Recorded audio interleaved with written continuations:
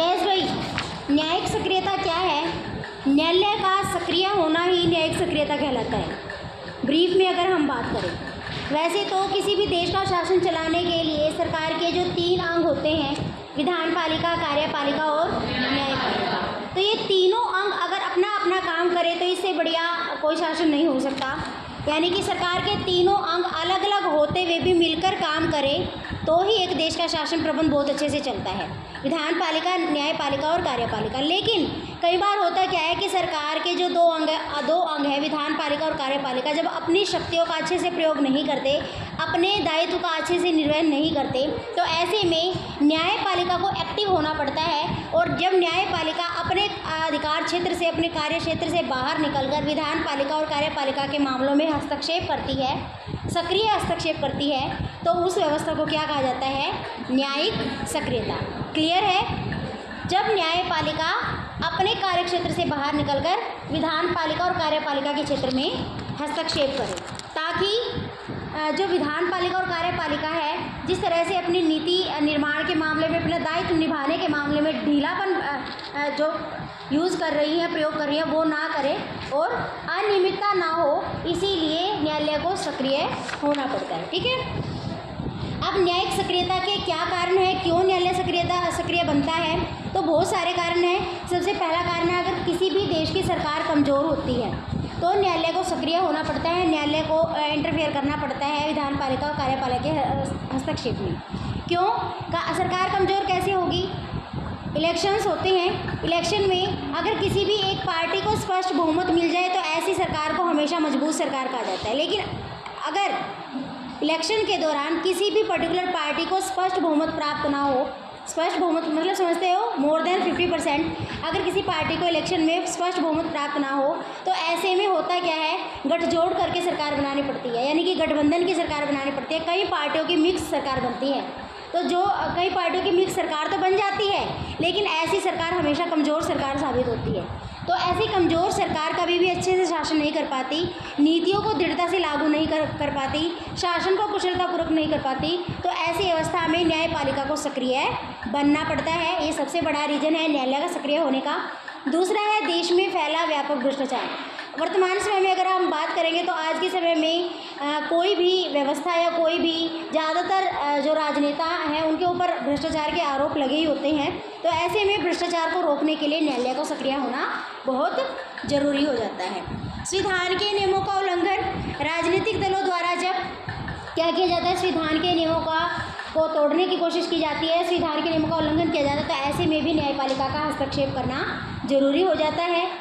शक्ति की लालसा, आप देखते हो आज के समय में तो हर कोई शक्ति प्राप्त करने के लिए प्रयत्नरत है, सत्ता प्राप्त करना चाहता है। और ऐसे में सत्ता प्राप्त करने के लिए जो व्यक्ति है वो किसी भी हालत में, किसी भी सूरत में, किसी भी तरह का जो समझौता करने के लिए तैयार हो जाता है, जिससे क्या होता है, भ्रष्टाचार जैसी व्यवस्था को बढ़ावा मिलता है। तो ऐसे भ्रष्टाचार को रोकने के लिए न्यायपालिका को सक्रिय होना पड़ता है।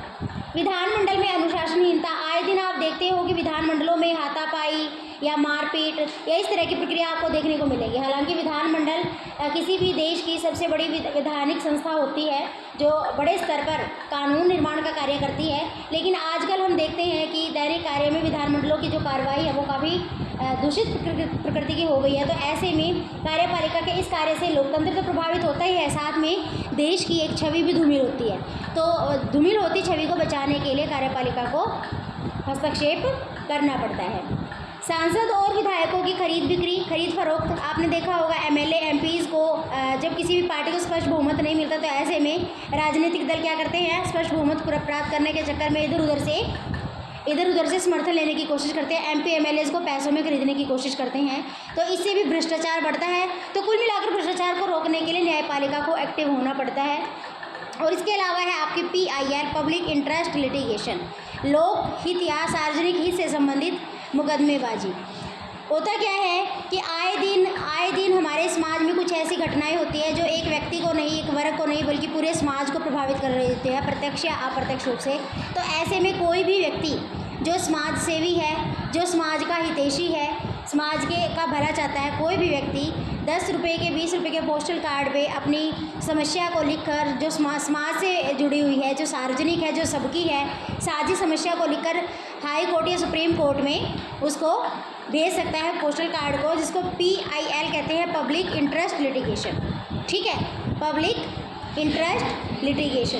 तो ऐसे में उन पर पब्लिक इंटरेस्ट जो लिटिगेशन जो भी सुप्रीम कोर्ट में जाते हैं तो उन पर फिर सुप्रीम कोर्ट काम करता है, सुप्रीम कोर्ट एक्शन लेता है। तो ऐसे में जो पब्लिक इंटरेस्ट लिटिगेशन यानी कि PIL है, ये भी एक वो तरीका है जिसके द्वारा जो न्यायालय है हमेशा लगातार सक्रिय बना रहता है। जनता न्यायालय को चाहती है कि न्यायालय सक्रिय बने और विधान पालिका और कार्यपालिका के मामलों में हस्तक्षेप करे। ठीक है, अब वो कौन कौन से तरीके हैं, वो कौन कौन से मेथड हैं जिसके द्वारा जो न्यायपालिका है वो एक्टिव रहती है, जिसके द्वारा जो न्यायपालिका है वो सक्रिय बनी रहती है। तो सबसे पहले है न्यायिक पुनर्निरीक्षण का अधिकार। न्यायिक पुनर्निरीक्षण क्या होता है कि अगर विधान पालिका ने कोई ऐसा कानून पारित किया या फिर कार्यपालिका ने कोई ऐसा कानून लागू किया जो संविधान के विरुद्ध है, संविधान के विपरीत है, संविधान के अकॉर्डिंग नहीं है, तो ऐसे बनाए गए कानून को, ऐसे लागू किए गए कानून को अगर सुप्रीम कोर्ट में चैलेंज कर दिया जाए किसी कंसर्न्ड व्यक्ति के द्वारा और सुप्रीम कोर्ट को लगे कि हाँ वाकई में ये जो कानून बना है ये संविधान के अकॉर्डिंग नहीं है, तो ऐसे बने कानून को संविधान अवैध घोषित कर सकता है। ठीक है, ऐसे बने हुए कानून को जो सर्वोच्च न्यायालय है संविधान के अकॉर्डिंग नहीं है तो उसको अवैध घोषित कर दिया जाएगा। और इस सर्वोच्च न्यायालय के अवैध घोषित करने की शक्ति को ही क्या कहा जाता है, न्यायिक पुनर्निरीक्षण। ना सिर्फ विधान पालिका और कार्यपालिका के बल्कि खुद सर्वोच्च न्यायालय अपने ही डिसीजन को भी चेंज कर सकता है। तो इस शक्ति को क्या कहा जाता है, न्यायिक पुनर्निरीक्षण अधिकार। ठीक है, उसके बाद है मौलिक अधिकारों की व्याख्या। आपको पता है कि हमारा संविधान हमें 6 प्रकार के फंडामेंटल राइट्स देता है और इन 6 प्रकार के फंडामेंटल राइट्स में एक प्रावधान है कि अगर कोई हमारे मौलिक अधिकारों का हनन करेगा तो हम ऐसे में हाई कोर्ट या सुप्रीम कोर्ट में जा सकते हैं, कोर्ट का दरवाज़ा खटखटा सकते हैं। तो इस अवस्था में मौलिक अधिकारों की रक्षा के लिए भी सुप्रीम कोर्ट सक्रिय रहता है। कानून निर्माण, वैसे तो कानून बनाने का काम किसका है, कानून बनाने का काम विधान पालिका का है, लेकिन कई बार होता क्या है कि न्यायपालिका के सामने ऐसे मुकदमे आते हैं और ऐसे मुकदमों का जो निर्णय है, जो न्यायाधीश होते हैं अपनी सूझबूझ से और अपनी योग्यता से इस आधार पर ऐसे निर्णय देते हैं जो आगे चलकर कानून का रूप धारण कर लेते हैं। तो कानून बनाने के आधार पर भी ये सक्रिय रहते हैं। उसके अलावा संविधान की व्याख्या करना, संविधान की रक्षा करना, ये तो है ही काम सर्वोच्च न्यायालय का। तो ये कंटिन्यूटी में ये काम करते रहते हैं जिससे सर्वोच्च न्यायालय सक्रिय बना रहता है, कोर्ट सक्रिय बना रहता है। इसके अलावा PIL पब्लिक इंटरेस्ट लिटिगेशन जो आम जनता लगा सकती है, सार्वजनिक हित को ध्यान में रख के लगा सकती है। तो ये वो मुकदमे हैं जिनका संबंध व्यक्ति से है, जिनका संबंध समाज से है और इन सार्वजनिक हितों को ध्यान में रखते हुए आप क्या कर सकते हो, कोर्ट में जा सकते हो और कोर्ट को एक्टिव होना ही पड़ेगा। तो ये वो तरीके हैं जिनके द्वारा कंटिन्यूटी में कंटिन्यू ही कोर्ट जो है अपना एक्टिव बना रहता है और न्यायिक सक्रियता के उदाहरण देता है। अब ऐसे कब वो मुकदमे आए, ये सारे वो एग्जाम्पल हैं। जैसे पर्यावरण प्रदूषण को रोकने के लिए कोई मुकदमा आया तो उस पर क्या डिसीजन दिया, बंधुआ मजदूरों की सुरक्षा के लिए क्या डिसीजन दिया गया, जेल में अमानवीय व्यवहार जो कैदियों के साथ हो रहा है उसके लिए क्या डिसीजन लिया गया। तो ऐसे बहुत सारे मुकदमे थे जो आते ही रहते हैं सर्वोच्च न्यायालय के सामने। तो मुकदमे और उन मुकदमों के ऊपर जो डिसीजन दिया जाता है वो डिसीजन आगे चल के कानून का रूप धारण कर लेता है। तो ये वो हमारे सामने पुख्ता एग्जाम्पल हैं जिनको संसद ने भी माना है कि आगे चलकर कानून बने हैं, जो कानून का एक आधार बने हैं। ठीक है, ये सारे आप पढ़ लोगे। उसके बाद आपका है न्यायिक सक्रियता, होनी चाहिए या नहीं होनी चाहिए, न्यायालय को सक्रिय होना भी चाहिए या नहीं होना चाहिए। तो सबसे पहले हम क्रिटिसाइज करते हैं, क्रिटिसिज्म की बात करते हैं। जो आलोचक है, आलोचक कहते हैं नहीं, न्यायालय को इतना सक्रिय होने की ज़रूरत नहीं है। आलोचक कहते हैं कि न्यायालय का काम सिर्फ कानूनों की रक्षा और व्याख्या करना है, न्यायालय का काम नहीं है कानून बनाना और कानूनों की संवैधानिकता पर क्वेश्चन मार्क लगाना। न्यायालय का काम क्या है, न्यायालय सिर्फ कानूनों की रक्षा करे और कानूनों को एक्सप्लेन करे। अब कानून बनाने का काम विधानमंडल का है, वो देखे, लागू करने का काम कार्यपालिका का, वो देखे, न्यायपालिका का काम नहीं है। तो इसीलिए सबको अपना अपना काम करना चाहिए। और जो थ्योरी, जिस थ्योरी पर हम काम कर रहे हैं, कौन सी थ्योरी है, सेपरेशन ऑफ पावर, शक्ति पृथक्करण का सिद्धांत। वो क्या कहता है कि जो सरकार के 3 अंग हैं, विधान पालिका, कार्यपालिका और न्यायपालिका, तीनों अपने अपने क्षेत्र में काम करेंगे और एक दूसरे के मामलों में हस्तक्षेप नहीं करेंगे। तो वही होना चाहिए। और जबकि यहाँ पे तो शक्ति पृथक्करण के सिद्धांत के अगेंस्ट चीज़ें चल रही हैं, यहाँ पे तो न्यायपालिका, विधानपालिका और कार्यपालिका के कार्यक्षेत्र में प्रवेश कर रही है, जो सही नहीं है। दूसरा है उत्तरदायित्व के सिद्धांत के विरुद्ध है, थ्योरी ऑफ रिस्पॉन्सिबिलिटी। अब हमें पता है कि सरकार के 3 अंग हैं, एक विधानपालिका है, एक कार्यपालिका है, एक न्यायपालिका। हमें पता है कि कानून बनाने को का जो काम है वो विधानपालिका का है। तो कानून बना में कोई गड़बड़ी दिखेगी हमें बने हुए कानून में, तो हम किसको रिस्पॉन्सिबल ठहराएंगे? विधानपालिका को। कानून लागू होने में कुछ ऐसा लगा तो कार्यपालिका, और कानूनों की रक्षा रक्षा। लेकिन यहाँ पर हो क्या रहा है? यहाँ पे तो कानून बनाने का काम भी कौन कर रहा है? न्यायपालिका कर रही है। कानूनों को लागू करवाने का काम भी न्यायपालिका कर रही है। तो यहाँ पर तो हम फिर निश्चित करना मुश्किल हो जाएगा कि किसकी रिस्पॉन्सिबिलिटी है। तो ये सही नहीं है, सबको अपना अपना काम करना चाहिए। और एक बात कि न्यायपालिका के प्राथमिक कार्य में बाधा, हर एक इंस्टीट्यूशन का एक अपना प्राइमरी फोकस होता है, अपना एक प्राइमरी ड्यूटी होती है कि उसको ये काम करना है। जैसे विधानपालिका की प्राइमरी ड्यूटी है कानून बनाना, कार्यपालिका की कानून लागू करना, और न्यायपालिका की कानूनों की रक्षा और व्याख्या करना। लेकिन यहाँ पर तो न्यायपालिका कानून अगर लागू करने लग गई, कानून बनाने लगी, तो कानून की रक्षा और व्याख्या फिर कौन करेगा? तो उसके प्राइमरी जो मैटर्स है वो तो उससे प्रभावित होंगे ही होंगे ना। तो इसीलिए इसकी जो प्राथमिक कार्य है उनमें बाधा उत्पन्न होती है इससे, तो ऐसा नहीं होना चाहिए। उसके बाद है आपका संसदीय व्यवस्था के विरुद्ध। न्यायिक सक्रियता जो है वो संसदीय व्यवस्था के विरुद्ध है। क्यों है? संसदीय शासन प्रणाली क्या कहती है कि विधानपालिका और कार्यपालिका दोनों मिलकर काम करेगी। विधानपालिका कानून बनाएगी, कार्यपालिका कानून लागू करेगी, और दोनों आपसी सहमति से काम करेगी। लेकिन यहाँ पर तो क्या हो रहा है? विधानपालिका के द्वारा बनाए गए कानूनों को न्यायपालिका वैध घोषित कर रही है।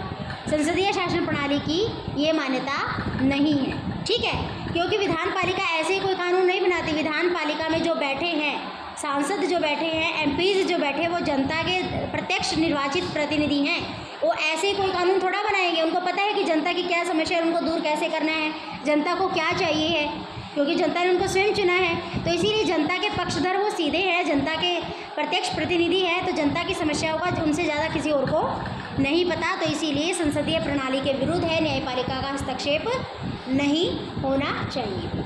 उसके बाद है न्यायिक सक्रियता से जनहित याचिका का दुरुपयोग हुआ है। मतलब क्या हुआ है कि जनहित याचिकाएं जा तो रही हैं, लेकिन आलोचकों का मानना है इससे क्या हुआ है, न्यायालय ज़्यादा सक्रिय हो गया और अपनी शक्ति का दुरुपयोग करने लग गया है। जनहित याचिका के नाम पर ये अपनी सीमाओं से बाहर निकलकर काम करने लग गया है। तो ऐसा नहीं होना चाहिए। प्रजातंत्र के विरुद्ध कैसे है? क्योंकि प्रजा किसको चुन रही है? प्रजा को का जो है आधार, प्रजातंत्र का जो आधार है प्रजा है। प्रजा ने किसको चुना? प्रजा ने विधानपालिका के सदस्यों को चुना, और विधानपालिका में जिस पार्टी को बहुमत मिला उसी पार्टी से कार्यपालिका बनी। समझ आया? तो जनता से सीधा कनेक्शन किसका होगा? विधानपालिका का, कार्यपालिका का। न्यायपालिका का नहीं हो सकता, क्योंकि न्यायपालिका के न्यायाधीशों के चुनाव में जनता का कोई भी योगदान नहीं है। तो फिर न्यायपालिका को इतना सक्रिय होने की क्या ज़रूरत है? क्योंकि हमारे प्रतिनिधि हमने चुने, वो हमारे लिए कानून बनाएंगे तो सही ही बनाएंगे। प्रजातंत्र तो यही कहती है कि जनता के प्रतिनिधि काम करेंगे। तो न्यायाधीशों का इतना सक्रिय होना सही नहीं है, न्यायपालिका का इतना सक्रिय होना प्रजातंत्र के लिए सही नहीं है। न्यायिक निरंकुशता को प्रोत्साहन, कि न्यायिक क्रियाशीलता क्या है?